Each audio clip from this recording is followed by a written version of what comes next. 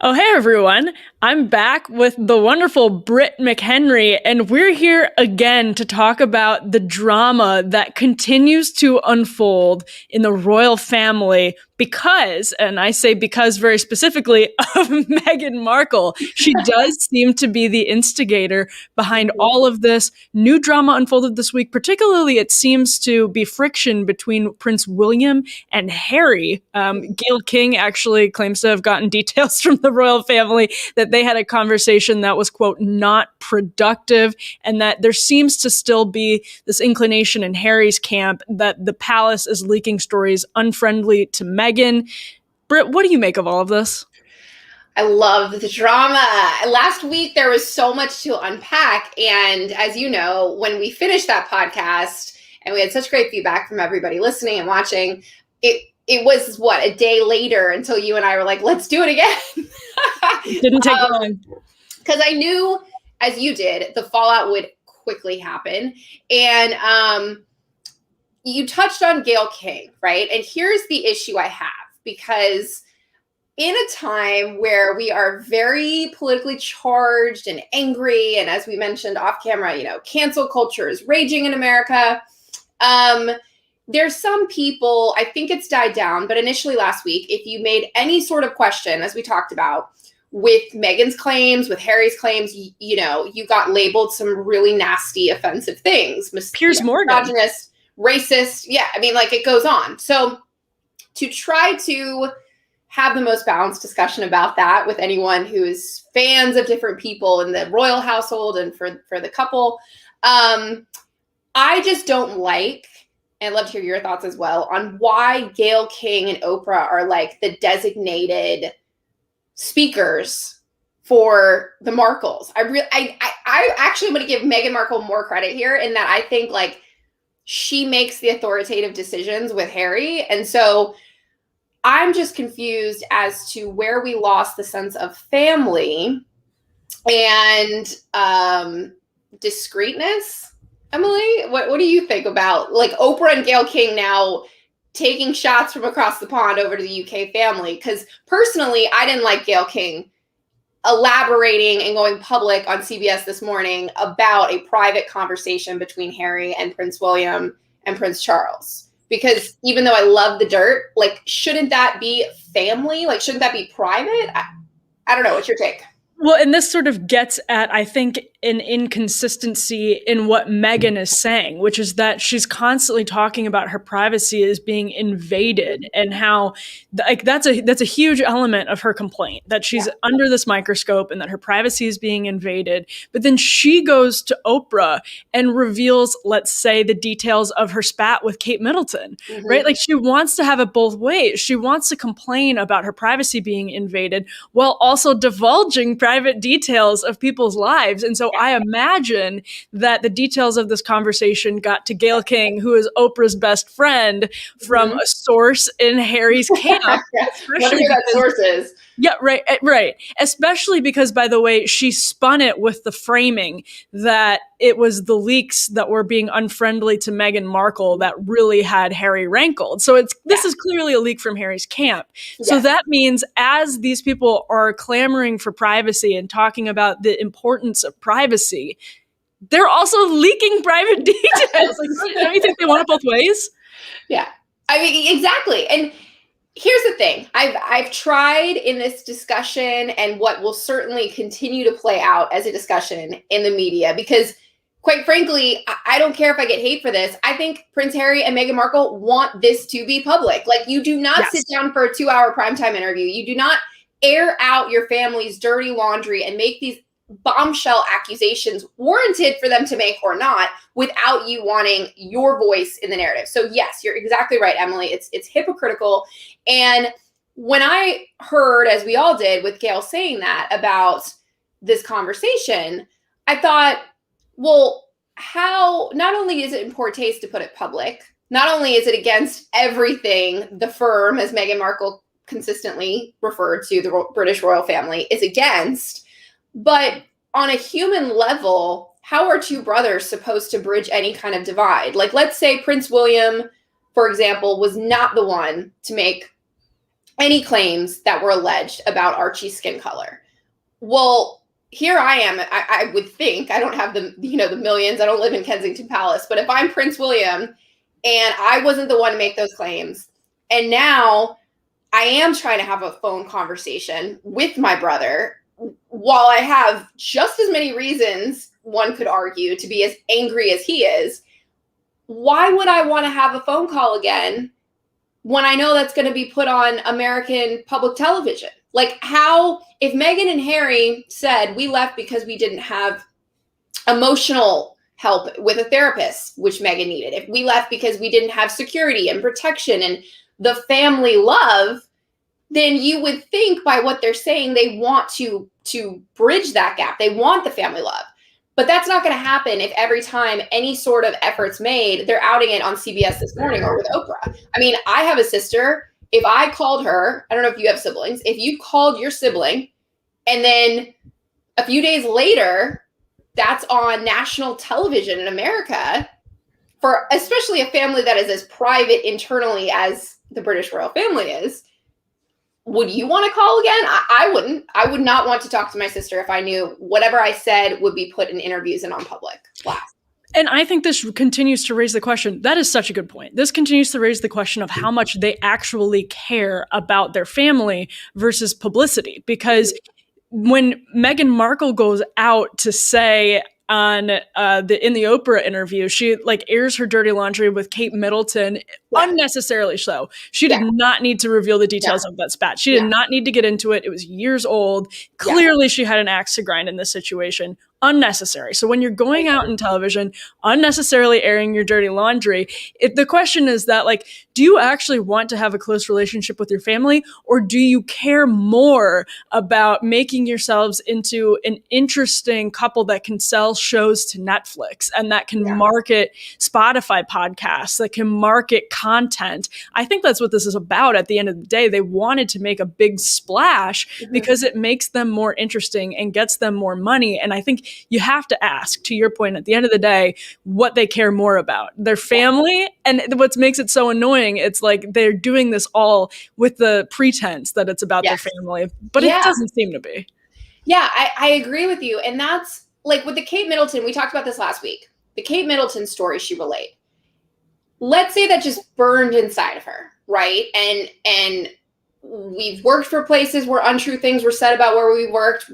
Personally, I've had untrue things said about me. I mean, plenty of untrue things said about me. I think one time, the New York Daily News labeled me one of the sports jerks, media jerks of the year. So, like, yes, like, I actually laughed at that. But I mean, if there are things that are hurtful, and if that Kate Middleton story in the press was that hurtful to her, then I would think, and this is not me being ageist because I'm not that far away in age, I'm going to be 35 in May, and I would handle this differently in a maturity of, if you're asked about that story or you want to bring that up, I forget in this moment if Oprah asked or if she brought it up, but if that is the conversation, why not say, you know what, we're both mothers, we're both almost 40. The fact that is even a story about us in the first place, about either one of us,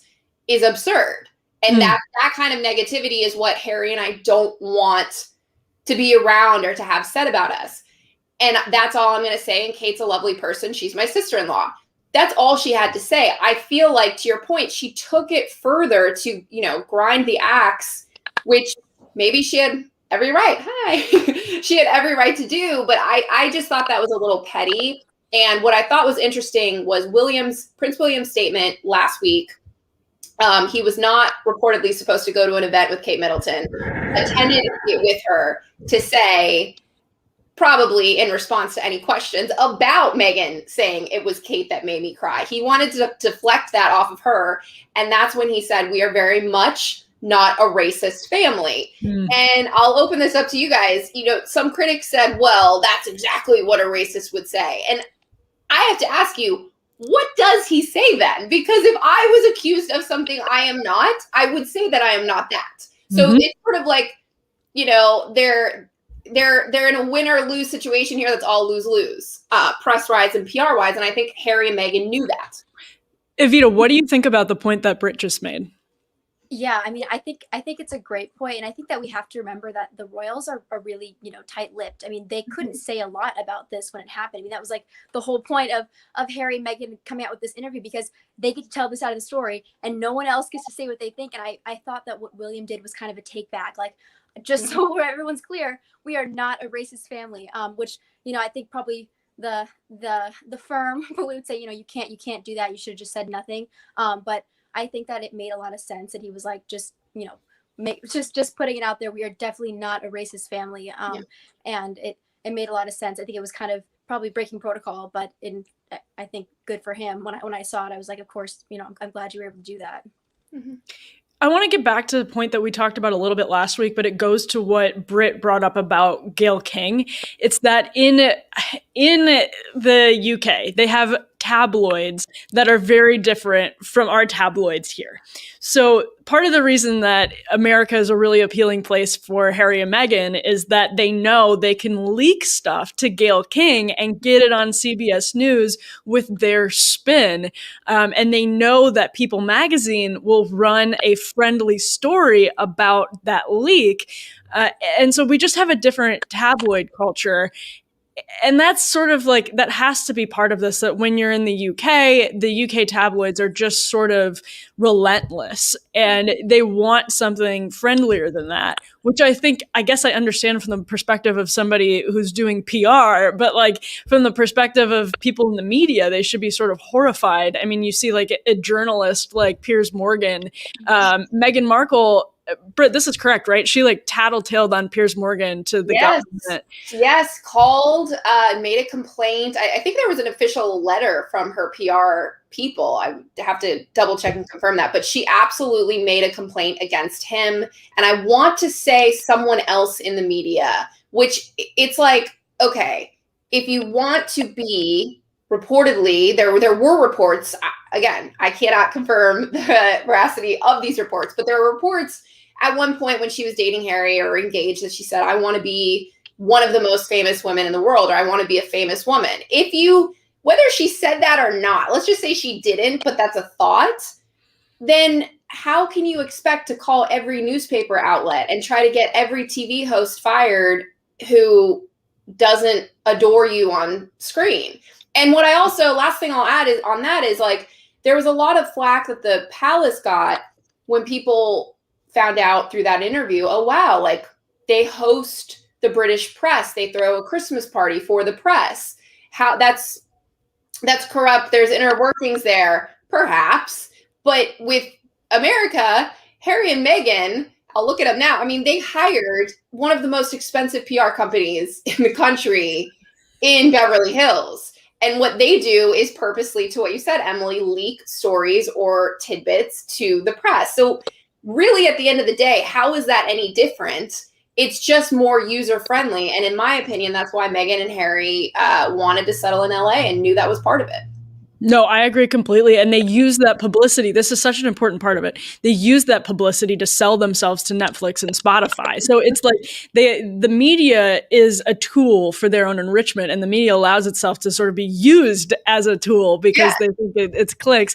Evita, do you think that there was some polling that showed Meghan Markle's, that public opinion of Meghan Markle sort of decreased after that interview? What do you think about that, Evita?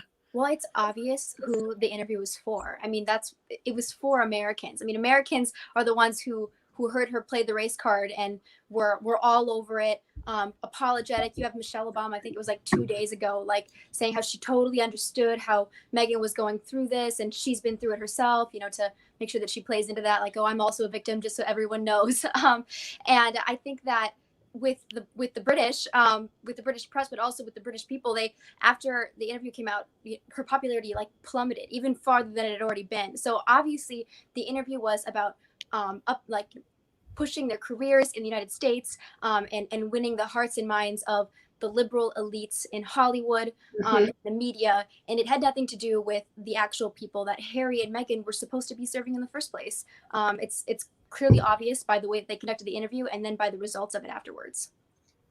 Yeah, I agree. Wait, am I frozen? I look like I might be frozen. A little bit, yeah. Okay, great. Someone else talk. Intensive frozen though. I actually got frozen in my WTTG Fox 5 show the other night. My phone just completely overheated and died. Little inside baseball, you guys know this, but for people watching who don't, I've been doing all of my shows for a year on my iPhone on like an app. So I feel you, Emily. I froze and it was a lot less attractive. Like I think my mouth was open and It happens. It happens. Britt, what do you think about the public opinion question? I agree with what was just said. Vito just said that, like, Harry. First of all, when watching this, we mentioned it last week. Harry's body language, he started to get red splotchy marks all over himself. You could tell he was so angry. And I don't want to say use the word excuse, but I can at least understand given, okay, at 12 years old, he had to walk behind his mother's casket in front of millions and millions of people in the world. And that's tough. Like, I understand a little bit more as to why he's reacting in such a vigilant manner. But for both of them, I think that they just are like, whether it hits his personal history and she just being like 2 years in and they just don't think I'm the most wonderful princess ever. I don't think they care about the UK. Like, I think they could have, they could show up to Buckingham Palace and have tomatoes thrown at them. And as long as they had more Netflix connections and more publicity in America to put them on Oprah's shows and to have the Kardashians plug, philanthropy things that they're doing, I don't think they care. So I think they said their PR firm is Sunshine Sachs, just looked it up. I think they had a group meeting personally. And of course, there's some vindictiveness here. Maybe a little is justified, maybe all of it's justified. But I think Meghan and Harry said, we are losing ground in America. COVID knocked out our plans. They said that they didn't really have a plan, which that I don't believe, but that they weren't able to go to the red carpets. They weren't able to do everything that they envisioned in that 1 year of Megxit. So I think this was carefully planned of like, hey, we're going to lose some more titles or some patronage with the, firm. Let's just go all in and let's just, even if the thing about America is even if you're hated here, you're still selling things. I mean, aren't the Kardashians proof of that? You're still making headlines. You still have attention. So I don't think they care that they have no popularity in the UK. But I'll ask you guys this. Prince Philip just came out of the hospital a day or two ago. By the way, not looking good, no matter what they say in the reports. They say he's stable. But that also strikes me as kind of cruel given his health, that this is the time. And was the Oprah interview was taped before he went into the hospital, right? And then released after he, okay. Yeah. So, but they made no effort reportedly to change the timing of it.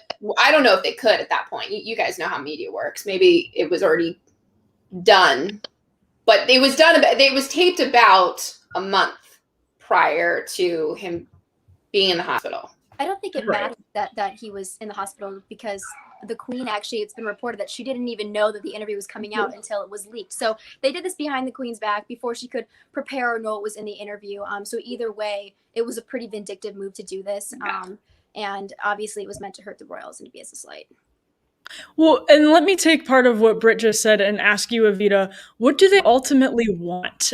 Because I think Britt is completely correct to say that they don't care, right? Like in America, all publicity is good publicity. It doesn't matter if it's bad. And the Kardashians are such a good example of that. So what do they want? Why do they want publicity at any cost? What are they trying to sell? What is their dream for themselves? They want to capitalize off of the royal brand with none of the responsibility of being a royal. So that's what Megxit was all about. They said, well, we're going to pave our own way and become the royals that, we want to do on our own terms. Right. And obviously that doesn't work because the Queen said, you can't have no responsibility. And then, capitalize off of us, that's a no-no. But they're still doing it even without the royal funding, because she, obviously they made all these connections to Diana. Meghan was wearing a bracelet of hers. They want to paint themselves as this image of the, especially Meghan, of the people's princess, this sad victim who was hurt by the royal family, and now she's making her own way. And obviously the stories are completely different. Meghan is not at all a populous princess. She's not loved by the people, but they're still trying to brand her that way so that she can have the name as a royal, and then also all of the American publicity that comes with it. Because it's true, Americans, we don't have a monarchy. We look at them, we're like, wow, this is so cool. And it doesn't even matter that they're not really monarchs. We still kind of see them that way. Yeah. What's the Diana factor here, Britt? Obviously, William and Harry, we know from reports, celebrated her birthday separately. That was actually just this past week. So as you have Prince Philip in the hospital and you have that important milestone in their deceased mother's life, they are apart, and that is getting leaked into the press. So it's not just that they spent it apart, but that they are leaking it to the press. How do you think the Diana factor comes into this equation, as Evita suggested, that there's something about Meghan Markle and Prince Harry that kind of wants to perhaps carry that mantle or carry that torch forward? What is the Diana factor here? Yeah, the Diana factor is interesting from the outside looking in for all of us, because I feel like the two brothers handle her memory and how they speak about her very differently. Now, Kensington and Prince William, just a few days ago, it was Mother's Day in the UK, posted, I don't know if you guys saw it on Instagram, like cards and pictures that the children, that William and Kate's 3 children, made for Diana as well. That is really one of the few examples from William, at least, and Kate, that I've seen mention of Diana. And by the way, it was really cute. It was really, really cute. But that was the only thing recently that I've seen, other than the joint interview they did for a documentary 1 or 2 years ago, where they addressed and discussed Diana, at least publicly, they claimed, for the first time. I get this sense and vibe that William has a more closed resolve about his memories and how he handles her losing his mother than Harry. Harry's very much out there, talks about it a lot. And we said this on the last podcast. I wouldn't be surprised if they named their daughter they're about to have Diana. Like they have 2 different approaches. I've never lost a parent. I've never been in something that famous before. So I can't, in some ways judge. But I think Meghan and Harry like to hold on to the idea of Diana because it also helps their brand to say, hey, she was like us, like, or we're the next, we're leaving like she did because she was so beloved.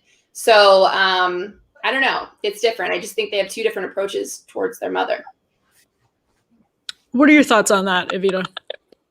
Yeah, I mean, I would echo that.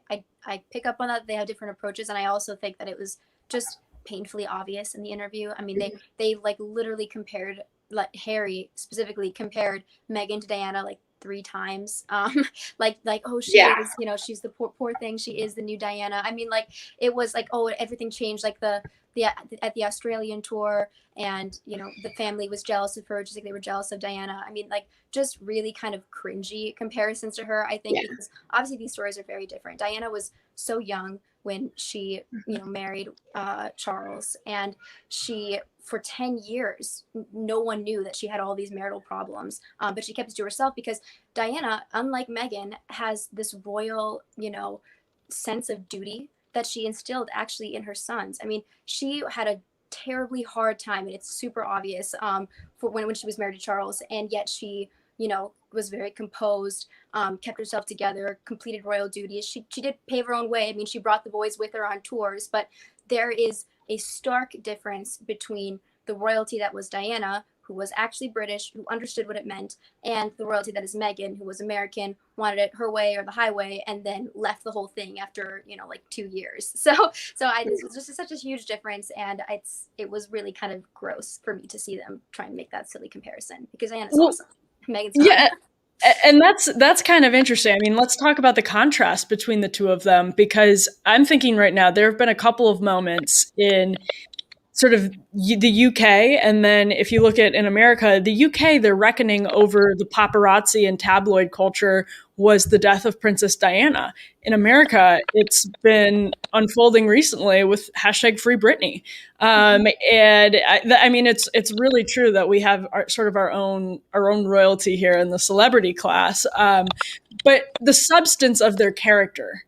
How are they different in the substance of their character, Britt? I think, I agree with the points made on like, I don't want to diminish trauma and hardship or mental instability. Many people around the globe have to deal with that, and they're not in castles and they're not having drivers and all, multi-million-dollar weddings thrown for them. But still, I will give Meghan Markle this. Sometimes when you have all the material possessions in the world, can be lonely. So I actually do understand when she said, "Oh, I couldn't go to lunch with my mom or with my friends and they took my passport and my keys." I could see where someone not used to that at her age then, 35, 36, 37, that would be difficult. But Diana dealt with this, like it was said, at a much younger age, 19 through her 20s. And to only go through 2 years, when you listen to Meghan Markle talk about it, it's like, she's lived a lifetime of this. And I think there's some questions about the validity of all of her claims when off the bat in that interview, we discussed it. She said, "I had no idea about the royal family. I didn't Google them." And now in the past week, you guys probably saw it. It was dug up. Her old blog, The Tig, wrote about Kate Middleton's wedding and about, every girl dreams about being a princess. And it's like, homegirl, you knew, you Googled the queen, like you did. So I think she's more disingenuous. She's not as beloved. She wouldn't be anywhere near the status that Diana would have been anyway without royalty in the UK. I mean, if she didn't marry Harry, I'm not saying she wouldn't continue her acting career, but let's face it, she'd probably be on Chicago on NBC as an extra, and we wouldn't know about her. So I think that's where people raise an eyebrow and say, whether it's warranted or not, everything you have that's fantastic is because of the royal family, and you're still using the royal family in your branding and for your publicity. Whereas they want it out.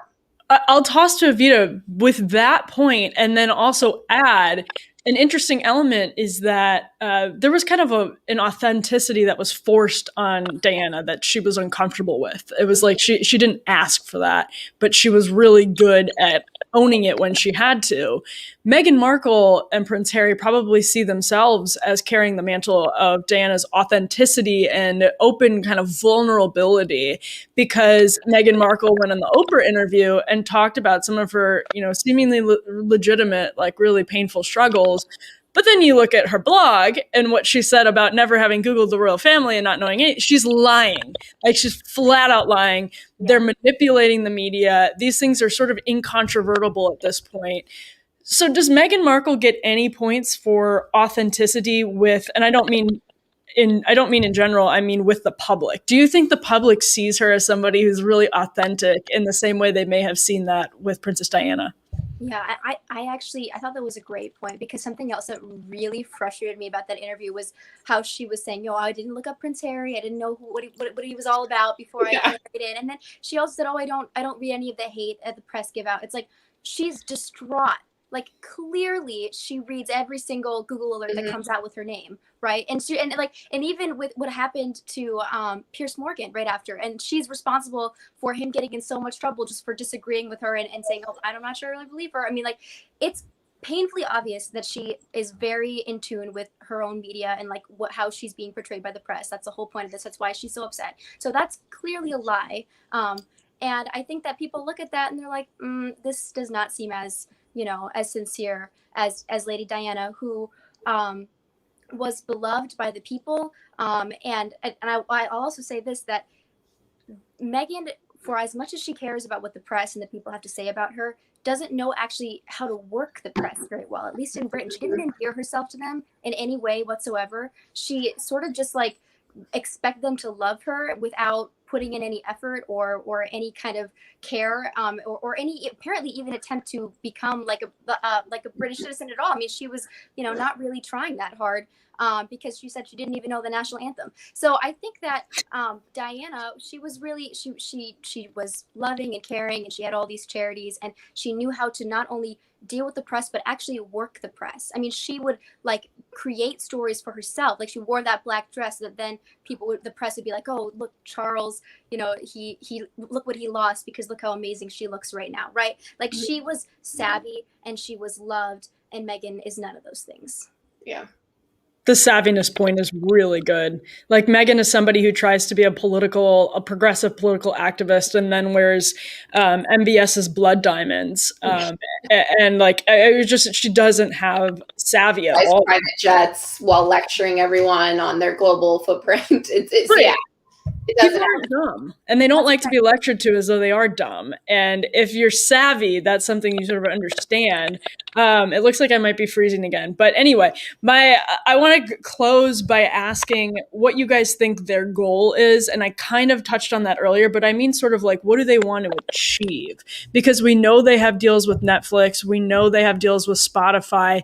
Is this all about enriching themselves and taking care of their pet projects at the same time, right? Like, maintaining the reputation as royals and then folding it into a life that allows them to be rich and famous and also have political power. I mean, is the reason that I think it's important for us to talk about Meghan Markle and Prince Harry, despite how stupid and trivial a lot of people might think the story is, because they're now in America arguably trying to exert political power in this country.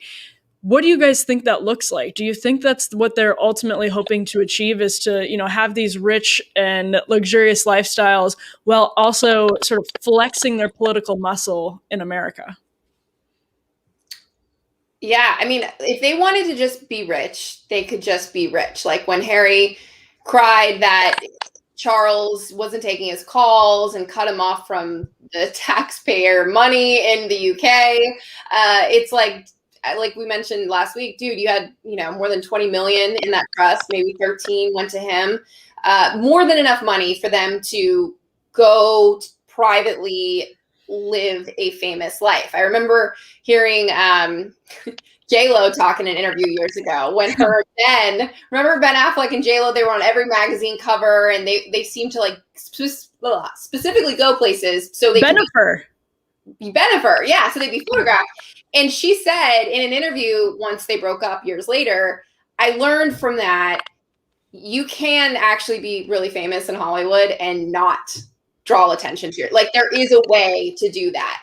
And even if they still got a little bit of attention, in my point of view, I think this was about the branding of, like, we all watched it, right? 17 million people around the globe, and, asking, oh, what Oscar de la Renta dress is Meghan Markle wearing? And what about her, topaz earrings? And I think her world would be like, I'll be a Gwyneth Paltrow. I'll have my lifestyle brand. They tried to brand Sussex Royal. They couldn't. So that is what I see them going into, doing philanthropy, but kind of like that faux philanthropy where you're like just a celebrity front of it. And I do, however, think we have not seen the end of this drama, because all I kept thinking too, what if Prince Philip takes a real sad, tragic turn for the worse, and he's 99 years old, and there is a funeral, and there is some big event for him? Is Meghan just going to show up with the family and everything's going to be okay? I don't know. I don't know how you mend that gap. So I'll leave it to you guys. But that's what I think she's after. That has to freak the Queen out. And I feel like some of the leaks that we have coming from the palace that seem to have rankled Harry and Meghan based on what a source told Gayle King, isn't some of it, and Britt, you might have thoughts on this again, and then I'll toss to Evita, isn't some of that probably just genuine heartbreak and sadness as people report? I mean, this is a terrible situation. And it's not just the family element. I mean, it's the pride, it's the country, and it's just sort of all playing out in this ugly tabloid battle. And on the family level, what are they supposed to do? What if he does pass away? What if the queen passes? What if there's a coronation? How could this possibly play out in a way that's good for the country? Well, I thought that immediately too when Harry said, dropped the information along with Meghan about the race allegations and all of the vitriol he had towards his father.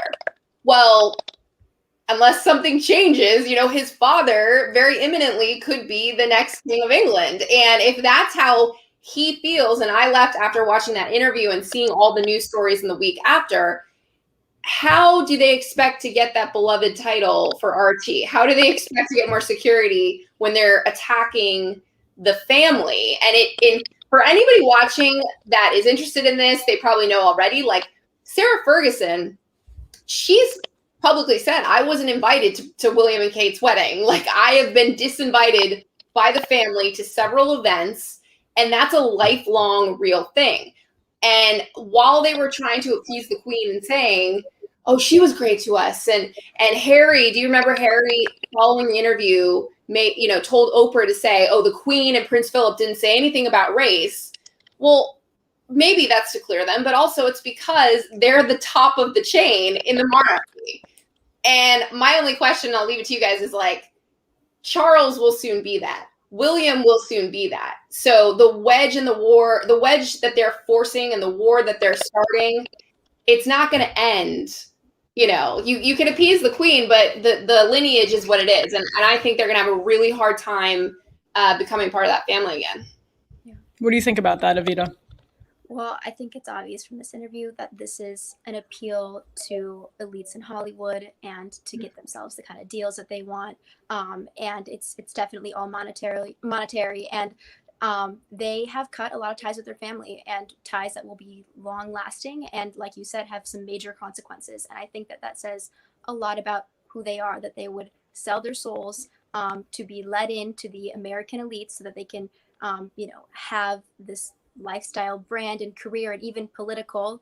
Somebody even reported that Meghan might be rumoring that she wants to do a run for president, right? So that's what they want, and they did it at the expense of their family and the name of a 1,200-year-old monarchical institution, right? I mean, it's really horrible, and it says a lot about who they are.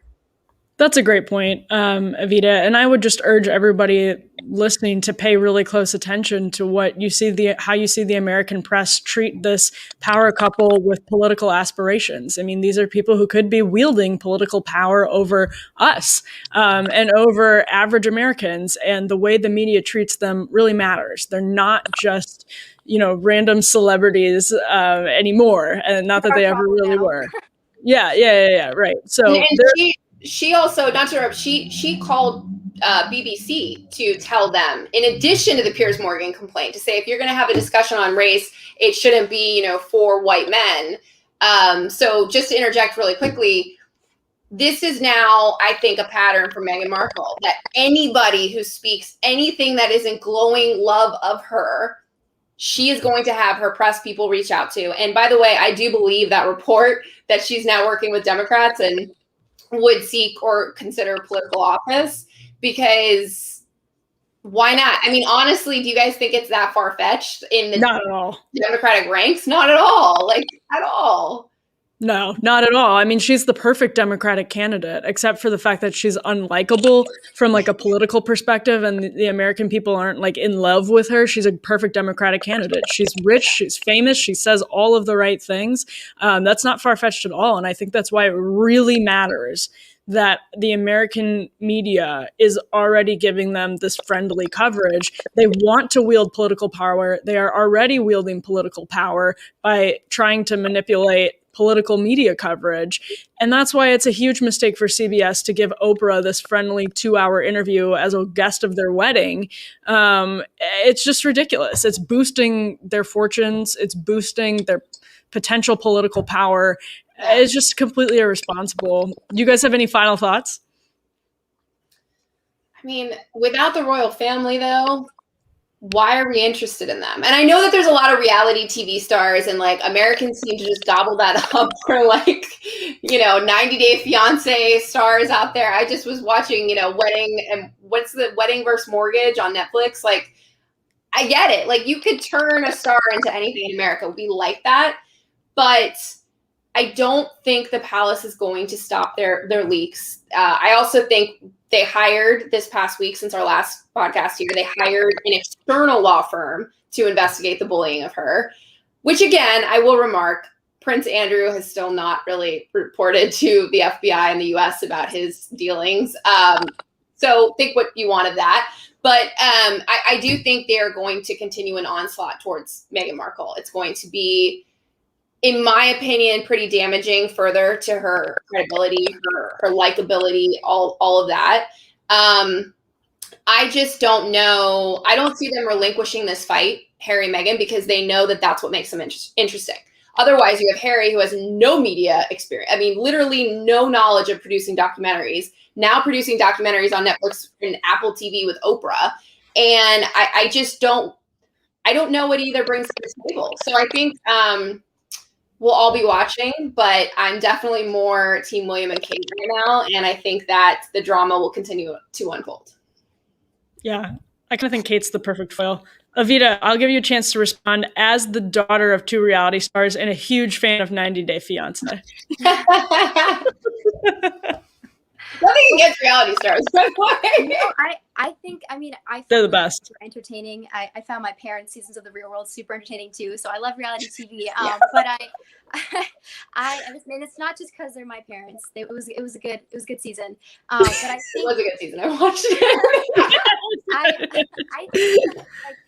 I just think that they were a problem in Britain, and now they're here, and now they're our problem.